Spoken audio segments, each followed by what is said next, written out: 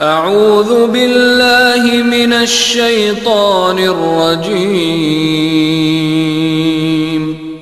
بسم اللہ الرحمن الرحیم۔ یہ سال کی ابتدائی مجلس ہے جس کا ہم سب آج آغاز کر رہے ہیں اور اپنے مالک کی چوکٹ پر فریاد کر رہے ہیں کہ اللہ پاک سال بھر مجھے اور آپ کو عافیت کے ساتھ مل بیٹھنے کی توفیق عطا فرمائے، اور اللہ تعالیٰ ان مجالس کی برکت سے ہمارے اندر محاسن پیدا فرمائے، اچھے اخلاق پیدا فرمائے۔ اللہ تعالیٰ ہمارے رذائل کو، گندگیوں کو دور فرمائے، اور اللہ تعالیٰ افسر کے اندر وہ اخلاق، وہ کمالات، وہ اچھائیاں پیدا فرمائے جو خود اللہ کی ذات کو پسند ہے۔ اللہ تعالیٰ ہمیں وہ اختیار کرنے کی توفیق عطا فرماتے۔ چنانچہ ہم سنیں اور دل جمی کے ساتھ، دل کے کانوں کے ساتھ سگے انداز میں سنیں۔ ہم جب دین کی بات سنیں دائیں بائیں سے پورے کٹیں اور متکلم کی طرف پورے متوجہ ہوں۔ دائیں بائیں کیا ہوتا ہے؟ جو ہوتا ہے ہونے دیں، آپ اپنے مقصد پر جڑے رہیں، آپ اپنے مقصد پر نظر رکھیں، اپنے کام پر آپ کی نظر ہو، یہ اصل چیز ہے۔ ہوتا یہ ہے اگر ایک بلب بھی کچھ بند کرنا پڑ جائے یا آن کرنا پڑ جائے تو سارے احباب کی توجہ ادھر لگ جاتی ہے۔ ایسا لگتا ہے کہ یہی اہم کام دیکھنے کے لیے ہم آئے تھے اور یہی اہم کام ہمیں سمجھنا تھا، جبکہ وہ تو اہم کام نہیں، وہ تو غیر اہم کام ہے۔ جو اصل اہم کام ہے اس کی طرف ہمیں لگنا چاہیے اور اس کی طرف متوجہ ہو کر ہمیں دیکھنا چاہیے، اسی کو ہمیں مقصد بنانا چاہیے۔ ساتھ ہی ساتھ ہمارے ایک دوست نوجوان جو دین کی نسبت پر جن سے دوستی ہوئی، محبت ہوئی، وہ آج کل ویڈیو وغیرہ بنا رہے ہیں، وہ کوئی حدیث کا قائل نہیں اور اندر سے اس کی چاہت موجود نہیں، اس لیے کہ اسی مجلس میں بہت سارے ایسے قیمتی دوست موجود ہیں جنہوں نے بہت پہلے اس کی اجازت لی تھی۔ وہ آج سوچ رہے ہوں گے کہ ہمیں کوئی اجازت نہ ملی اور کسی نئے بندے کو آج پوری پرمیشن دے دی گئی۔ ہمارے ڈاکٹر صداقت صاحب نے بہت پہلے کہا، پڑوسی گاؤں وہاں سے قاری امجد صاحب انہوں نے بہت کہا، میں نے منع کیا کہ مجھے اچھا نہیں لگتا، ہمیں تو دین کی بات پہنچانی ہے اور اللہ پہ نظر رکھنی ہے، بس یہ ایک بات ہے۔ لیکن اس نوجوان نے مجھے رات کے کسی ایسے وقت میں، ظاہر مجھ سے اجازت لی ہوگی جس وقت نہ ذہن حاضر رہا ہوگا نہ پورے طور سے میں حاضر ہوں گا، اور اس لیے کہہ کر اجازت دی ہوگی کہ جب ہوگا تب دیکھا جائے۔ چنانچہ آج جب دیکھا میں نے آ کے یہاں مغرب میں، عزیز محمد صغیر قریشی، اس نے بہت لمبا جوڑا سسٹم یہاں لگا لیا ہے۔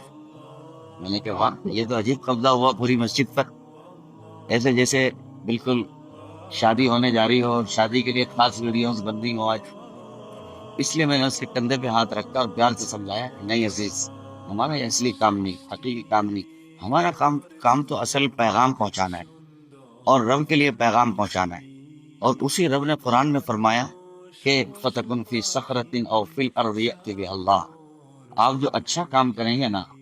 جو بھلا کام کریں گے اللہ کی رضا کے لیے، پہاڑ کے اندر گھس کے کر دو، او فی الارض، زمین میں کر لو، او فی السماوات، آسمان کی بلندیوں میں اڑ کے کر لو، یأتی بہ اللہ، ایک دن آئے گا اللہ پاک اس کو سامنے لے آئیں۔ پتہ لگا جب اللہ پاک کی پہلے سے گارنٹی ہے تو مزید ہمیں کسی اس طرح کی محنت کے ضرورت نہیں ہے۔ البتہ ان کا دل رکھنے کے لیے چونکہ انہوں نے اتنا لمبا سونا کام جوڑا تو میں نے کہا کہ کوئی بات نہیں، آپ کو کرنا ہے تو کسی ایک کنارے پہ چپک کے آپ کام کر، جو زیادہ شو نہ ہو اور اس میں ڈسٹرب بھی نہ ہو۔ اور دوسرے اس لیے عوامی طور سے کہتا ہوں، آج جبکہ شکیر بن حنیف جیسے فتنے بہت عروج پہ آ رہے ہیں،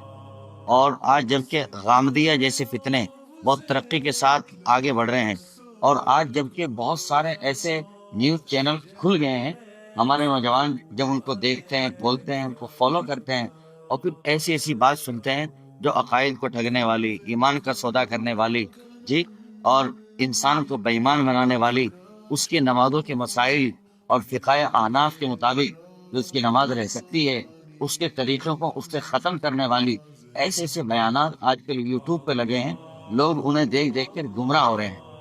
اس لیے فقیر کہتا ہے کہ اس زمانے میں ہمارے علماء دیوبند کو بھی اس طرف توجہ دینا چاہیے، اور وہ اپنے ایسے بیانات جو ضرورت کے ہیں، احناف سے متعلق، فقہ حنفی سے متعلق، ان کو آدمی ان پر محنت کر کے ان کو سامنے لائے، تاکہ نوجوان جب سرچ کریں تو ہمارے علماء دیوبند کے بیانات، ان کے بیان کیے ہوئے عقائد، ان کے بیان کیے ہوئے مسائل سامنے آئے، اور ہمارا نوجوان طبقہ کسی بھٹکنے اور بہکنے سے محفوظ ہو جائے۔ اس لیے، لیکن اپنے بارے میں ایسے جیسا خیال نہیں ہے۔ ہمارے استاد متکلم اسلام حضرت مولانا الیاس بن صاحب، اللہ تعالیٰ حضرت کی عمر میں برکت عطا فرمائے، حضرت فرماتے ہیں کہ ہم نے امت کو موبائل پہ لگایا نہیں، ہم نے لوگوں کو ویڈیوز پہ لگایا نہیں ہے، فرمایا ہم نے تو اس میں امالہ کیا ہے۔ لوگ پہلے موبائل پہ آئے ہیں، لوگ پہلے ویڈیوز پہ آئے ہیں، لوگ پہلے فوٹوگرافری پر آئے ہیں، بس ہم نے تو ان کا رخ موڑا ہے، ہم نے تو ان کا رخ موڑا ہے۔ اس لیے کہ آج پوری دنیا میں موبائل کے فتنے اور اسے دیکھنے والے، اس کو سمجھنے والے، اس میں وقت بتانے والے، راتوں کو کھپانے والے، جی، اور اسی میں اپنی زندگی کو لگانے والے کا امت پہلے لگی ہے اس پر۔ ہم نے تو یہ کام کیا ہے کہ ہم نے اس میں عقائد بیان کیے، مسائل بیان کیے، تفسیر بیان کی، فقہ کو بیان کیا، حدیث پاک کو بیان کیا، اور تقریر جیسے مسائل کو کھل کے ہم نے کھولا ہے، تاکہ لوگ سمجھ سکیں اور بھٹکنے بیٹھنے سے محفوظ ہو سکیں۔ صرف ہو چکے نوجوان پہلے لگ چکے ہیں، اب ذرا اس کو دیکھ کر تاکہ ان کا رخ مڑ جائے، ان کی زندگی کا پہلو بدل جائے، ہم نے اس لیے اس کا آغاز کیا۔ میں سمجھتا ہوں شاید بات سمجھ میں آ رہی ہوں گی، لیکن کوئی اسی کو مقصد بنا لے اور اسی کو سمجھے کہ یہی سب کچھ ہے، اب سارا کام اس کے ہوتے کرے، سارے بیان اس کے ہوتے کرے، سارے پوائنٹ کی بات اس کے ہوتے کرے، اب تب سمجھ لو کہ اب تو دل میں چور، اب تو دل میں چور ہے۔ اسی چیز کو علماء تصوف نے سمجھایا کہ آدمی جب لوگوں کے سامنے جلوت میں ہوتا ہے، بھیڑ میں ہوتا ہے، اللہ اکبر کہہ کے لمبی سی نیت باندھتا ہے، پھر لمبی سے قرات کرتا ہے، پھر لمبا سا رکوع کرتا ہے، پھر لمبا سا وہ قیام کرتا ہے، پھر لمبا سا سجدہ کرتا ہے، تاکہ ساری مسجد کے مصلی دیکھ لیں کہ یہ جو نماز پڑھنے والا ہے صف اول میں، یہ وقت کا ولی ہے، اس لیے تو اتنی لمبی چوڑی نماز پڑھ رہا ہے۔ حالانکہ اس کے خیال سے واضح ہو رہا ہے کہ تیرے اس گندے پروگرام سے میرا آپ کا رب واقف ہے، جو دلوں کا بھید جانتا ہے، تو ولی نہیں، تو فتنے کی ڈلی ہے، بلکہ تو کبر کی ڈلی ہے، تیرے نا تو فتنہ جنم لے رہا ہے، تو کام کا نہیں ہے، تیرا تو کام بگڑ رہا ہے، اسے سمجھ میں نہیں آ رہا۔ لہذا جب آدمی کا خیال یہ بن جائے، چاہے بھیڑ ہو، چاہے تنہائی ہو، چاہے خلوت ہو، چاہے جلوت ہو، وہ عبادت پوری کرے، کام پورا کرے، اب سمجھ لو ریا نکل گیا اور رضا آ گئی، ریا نکل گئی اور رضا آ گئی۔ رضا کا پیدا ہونا ضروری ہے۔ تو سوچ لو، اگر کیمرے پہ بیٹھے، ویڈیوز میں بیٹھے، تو ایسا لگتا ہے کہ اچھی باتیں بیان کروں، اور جب تنہائی میں آیا اب چاہتا ہے کہ پھوکے پی کا ماندہ آج کچھ بھی بات کہنے جیسی نہیں، سمجھ لو اب اندر کوئی بھوت پنپ رہا ہے۔ اسی طرح جب بھیڑ کو دیکھے تو آدمی بکھر جائے اور بفر جائے، اور جب آدمی تنہائی میں 4 آدمی پائے